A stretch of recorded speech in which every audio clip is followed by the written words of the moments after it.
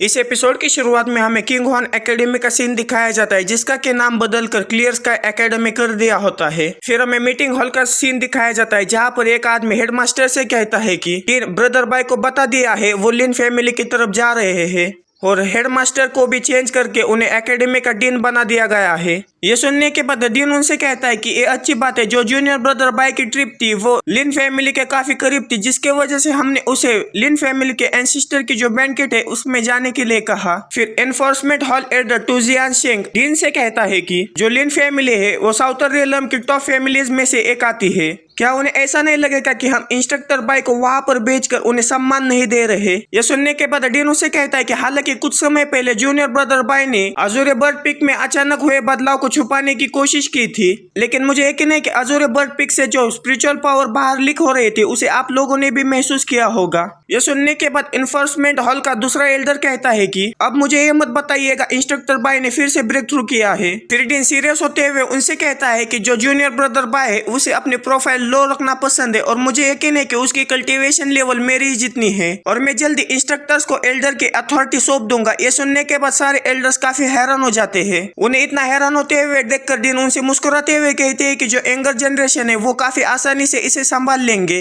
और अब हमारे जैसे बूढ़े लोगों को इतनी मेहनत करने की कोई भी जरूरत नहीं है। और अगर आप में से किसी को इसके ऊपर ऑब्जेक्शन है तो सीधा जाकर जूनियर ब्रदर बाय से इसके बारे में बात कर सकता है। ये सुनने के बाद वहां पर बैठे हुए सारे एल्डर्स खामोश हो जाते हैं, लेकिन उनमें से एक एल्डर डीन को आवाज लगाता है। ये सुनने के बाद डीन उससे कहते हैं कि इंस्ट्रक्टर नी, क्या आप मुझसे कुछ कहना चाहते हैं? हालांकि जूनियर ब्रदर बाय उस बैंकेट को अटेंड करते हैं तभी उन लोगों को लगेगा कि हम उन्हें नीचा दिखा रहे हैं, क्योंकि सिर्फ हमें लोगों को पता है कि जो सीनियर ब्रदर बाय है वो पूरी तरह से ठीक हो गए हैं। ये सुनने के बाद तो डीन पूरा सदमे में चले जाते हैं और कुछ कह नहीं पाते। फिर वहां से सीन चेंज होकर हमें टियानजिन सिटी के लिन फैमिली का सीन दिखाया जाता है। फिर हमें वहां पर ली फैमिली के पैट्रियार्क लिन ज़ेन को दिखाया जाता है और उनके सबसे बड़े बेटे लिन युआनजी को दिखाया जाता है। उन दोनों को वहां पर आता देख वहां पर के सारे नौकर काफी खुश हो जाते हैं और कहते हैं कि पैट्रियार्क लिन यहाँ पर आ गए हैं। फिर वहां पर के सारे लिन फैमिली के आदमी पैट्रियार्क से कहते हैं कि कांग्रेचुलेशन पैट्रियार्क, हमारे जो एंसेस्टर है उन्होंने नेक्स्ट रियलम में अपना ब्रेक थ्रू कर लिया है। यह सुनने के बाद पैट्रियार्क उनसे कहते हैं कि आप लोगों का बहुत बहुत शुक्रिया। तभी युआनजी की नजर वहां पर खड़े हुए दो लोगों पर पड़ती है, जो कि किसी और देखते हुए कहते हैं कि उन दोनों को देखो, वो कितनी ज्यादा खूबसूरत है। फिर हमें वहां पर नालन और लियो को दिखाया जाता है, जो कि आपस में बातें कर रहे होते हैं और उन्हें देखकर युआनजी उनके ऊपर लुट्टू हो जाता है और कहता है कि ये दोनों कितनी खूबसूरत है। फिर युआनजी पैट्रियार्क के पास जाकर उनसे कहता है कि डैड, आखिर वो दोनों लेडीज किस फैमिली से बिलोंग करती है? तभी उनके सामने बाय आकर उनसे कहता है कि मैं क्लियर स्काई एकेडमी के तालिस्मान डिपार्टमेंट का हेड इंस्ट्रक्टर बाय लोआचन हूँ, जो कि अपने डिसाइपल सूलियो और नालन के साथ यहाँ पर आया हूँ और मैं यहाँ पर लिन फैमिली के एंसेस्टर को कांग्रेचुलेट करने आया हूँ, क्योंकि उन्होंने नेक्स्ट रियलम में अपना ब्रेक थ्रू किया है। उसे देखने के बाद पैट्रियार्क उससे कहते हैं कि क्या आप इंस्ट्रक्टर बाय है क्लियर स्काई एकेडमी के? मुझे माफ करिएगा, मैं आपको मिलने के लिए बाहर नहीं आया। तो बैंक्वेट है वो कल शुरू होगा, तब तक आप अंदर आइए। फिर वो उनमें से एक नौकर से कहता है कि लिंगो, जल्दी से जाकर इंस्ट्रक्टर बाय के लिए एक स्पेशल रूम की तैयारी करो। ये सुनने के बाद वो लिंगो वहां से चला जाता है और हमें वहां पर लिन फैमिली के कुछ और मेंबर्स को दिखाया जाता है, जो कि बाय के बारे में बातें कर रहे होते। उनमें से एक आदमी दूसरे आदमी से कहता है कि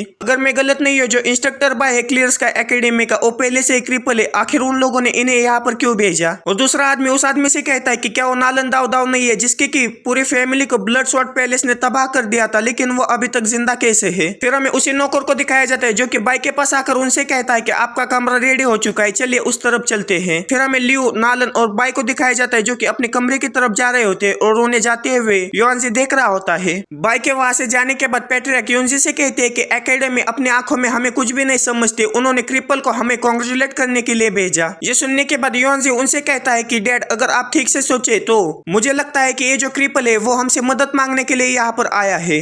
ये सुनने के बाद पैट्रियार्क उसे कहता है कि आखिर तुम्हारे मन में ऐसा विचार क्यों आया? ये सुनने के बाद युआनजी उनसे कहता है कि कुछ दिनों पहले जो नालन फैमिली थी उन्हें ब्लड स्वॉर्ड पैलेस के द्वारा खत्म कर दिया था और जो नालन है वो सडनली इस क्रिपल की डिसाइपल बन गई है और मुझे ऐसा लगता है कि वो एकेडमी को उसे सपोर्ट करने के लिए ऐसा कर रही है। ये सुनने के बाद पैट्रियार्क उसे कहता है कि सीधा मुद्दे पर आओ। ये सुनने के बाद युआनजी उसे कहता है कि जो एकेडमी है वो उस जैसे क्रिपल की कभी भी मदद नहीं करेगी, इसीलिए वो हमारे पास आकर नालन दाव की मेरे साथ शादी करके हमारा सपोर्ट पाना चाहता है। ये सुनने के बाद पैट्रिक उससे कहता है कि क्या तुम उससे शादी करना चाहते हो। ये सुनने के बाद योंजी उससे कहता है कि पिताजी क्या आप ग्रैंड चाइल्ड को पाना नहीं चाहते थे? मैं सिर्फ नालन दाऊदाऊ के साथ ही नहीं बल्कि उसके बाकी के सारे डिसाइपल्स के साथ शादी करना चाहता हूँ। फिर पैट्रिक उससे कहते हैं कि दूसरी लड़की ठीक है, लेकिन जो नालन है वो एक हॉट पोटैटो है और जो ब्लडस्वर्ड पैलेस के लोग हैं वो जंगली कुत्तों का एक झुंड है जिनसे के निपटना आसान नहीं होगा। ये सुनने के बाद योंजी उनसे कहता है कि पिताजी हमारे जो एंसेस्टर है उन्होंने यूनिटी रियलम में ब्रेक थ्रू कर लिया है, जिसके वजह से जो ब्लडस्वर्ड पैलेस के लोग हैं वो उनके लिए कीड़े की तरह जो कि उन्हें कभी भी बसल सकते हैं। भले हम कोई कदम ना उठाए लेकिन जो इमोर्टल अलायंस है वो चुपचाप नहीं बैठेगा। क्यों ना हम इसका इस्तेमाल करते हुए हमारे जो लिन फैमिली की रेपुटेशन है उसे बढ़ाए। ये सुनने के बाद पैट्रिक काफी खुश हो जाते हैं और कहते हैं कि ये सही समय है हमारी रेपुटेशन को बढ़ाने का। इतना कहने के बाद पैट्रिक वहां से जाने लगते हैं और जाते हुए योंजी से कहते हैं कि मैं अभी जाकर ब्लडस्वर्ड पैलेस के बारे में एंसेस्टर से बात करता हूँ और जहाँ तक बात रही वो दोनों लड़कियों की, तुम खुद ही रास्ता ढूंढ लो कि आखिर उनके साथ क्या करना है, मैं तुम्हें सपोर्ट जरूर करूंगा। पैट्रिक वहां से जाने के बाद योंजी क्रीपी से हंसते हुए कहता है कि नालन तुम जल्दी मेरी हो जाओगी। फिर हमें बाइक को जो रहने के लिए रेसिडेंस दिया होता है वहाँ का सीन दिखाया जाता है जहाँ पर नालन छींक मारती है और लियो से कहती है कि जो लिन फैमिली है वो हमारे साथ पंगा ले रही है और ये क्या उनका स्पेशल रूम है। ये सुनने के बाद लियो से कहती है कि मुझे नहीं लगता कि ये इतना भी बुरा है और लियो वहाँ पर के एक टेबल को चेक करते हुए कहती है कि ये काफी मजबूत दिखता है, ऐसा लगता है कि हमारे सेट के डोर रूम से काफी अच्छा है। ये सुनने के बाद नालन काफी हैरान हो जाती है और कहती है कि क्या हमारे सेट से ये अच्छा है। फिर हमें लियो और मैंग को दिखाया जाता है जो कि अपना अपना काम करने के लिए जाने लगते हैं और नालन उस कमरे को देखते हुए कहती है कि लेकिन ये कमरा नौकरों के रहने के भी लायक नहीं है। फिर भाई नालन से कहता है कि नालन सीनियर सिस्टर ने जो कुछ भी कहा उस पर ध्यान मत दो, मैं तुम्हें गारंटी देता हूँ तुम्हारा जो कल्टीवेशन एनवायरनमेंट है सेक्ट में वो काफी अच्छा है। ये सुनने के बाद नालन अपने मन में कहते हैं कि हाँ एकेडमी अभी भी टॉप सेक्ट्स में से एक है। फिर भाई उसे कहता है कि जब तक कि तुम अच्छे से प्रैक्टिस करते हो तब तक तुम्हारी झोपड़ी भी एक आलीशान महल की तरह लगती है। ये सुनने के बाद नालन काफी हैरान हो जाती है और अपने मन में कहती है कि क्या तुम ये कह रहे हो कि जो सेक्ट में रहने की जगह है वो इस जगह से भी काफी भयानक है। फिर नालन भाई से कहती है कि ये मैटर नहीं करता, आप तालिस्मान डिपार्टमेंट को रिप्रेजेंट करते हैं, क्लियर स्काई एकेडमी के नाम के खातिर तुम्हें एक अच्छा सा रूम तो देना चाहिए था और तुम्हारे जैसे एक एक्सपर्ट को वो एकेडमी इस तरह से कैसे खराब जगह पर रहने दे सकती है। ये सुनने के बाद भाई उसे कहता है कि तालिस्मान डिपार्टमेंट दशकों पहले क्लियर स्काई एकेडमी का चेहरा था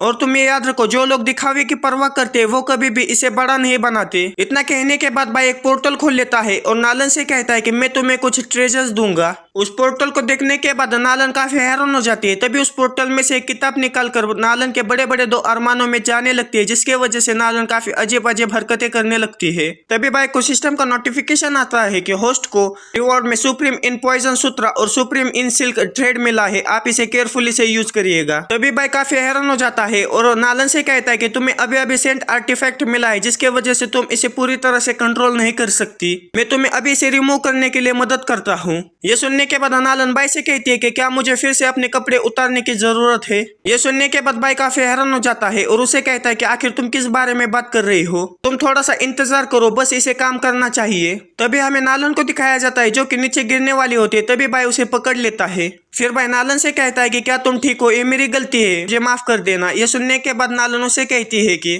मास्टर मुझे नहीं पता लेकिन मेरी जो चेस्ट है वो मुझे काफी गर्म महसूस हो रही है। और हमें मैंग को दिखाया जाता है जो कि किचन में आराम से बैठकर खाना चोरा कर खा रही होती है। तभी उसके पास एक आदमी आता है जो कि उसके ऊपर चिल्लाने लगता है। तभी लियो वहां पर से एक बेलन उठाकर उसके सर में मारती है जिसके वजह से वो आदमी वहीं पर बेहोश हो जाता है। फिर थोड़ी देर में वहां पर उस किचन का शेफ आता है, वो भी वहां पर आने के बाद मैंग के ऊपर चिल्लाने लगता है। ये देखने के बाद मैंग उसके भी सर में बेलन मारकर उसे वहीं पर बेहोश कर देती है। तभी पीछे से लियो आकर उसके ऊपर चिल्लाने लगती है। ये देखने के बाद मैंग भी उसके ऊपर वैसे ही बेलन मारने की कोशिश करने लगती है, लेकिन लियो काफी आसानी से उस बेलन को पकड़ लेती है और उसके कानों से पकड़कर उसे वहां से लेकर जाने लगती है। और बस इसी के साथ ये वीडियो यहीं पर खत्म हो जाता है। वीडियो कैसा लगा मुझे कमेंट में जरूर बताना। मिलते हैं अगली किसी वीडियो में। Okay bye.